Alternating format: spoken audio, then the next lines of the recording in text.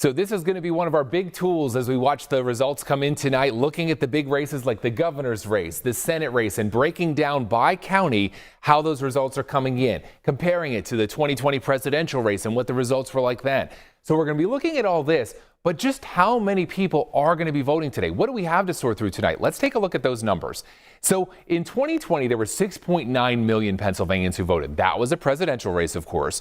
2018 was the last midterm. That was around 5 million Pennsylvania voters. 2016, around 6 million. So the experts think probably today it'll be about that 5 million range for a midterm. What about the mail-in votes? Well, let's take a look at that. So far in Pennsylvania, there were 1.4 million mail-in ballots requested. Of that, about 1.1 million have been sent in. But look at the breakdown of that. 69% of all the mail-in ballots were requested by Democrats.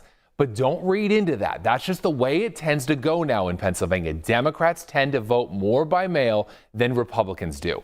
Then look at that 2020 number. There were 2.6 million total mail-in votes in 2020. So there are significantly less mail-ins when we look at this year. So that is going to be an interesting part as we're here. So a lot less mail-ins than what we saw in the presidential race 2 years ago. And so when we look now and go to the governor's race, we're going to compare that to 4 years ago. But when we look at things coming in for the governor, for the Senate, it's going to be a lot different because there's fewer mail-ins. So a lot to break down as we look at the numbers coming in tonight. We'll see you then.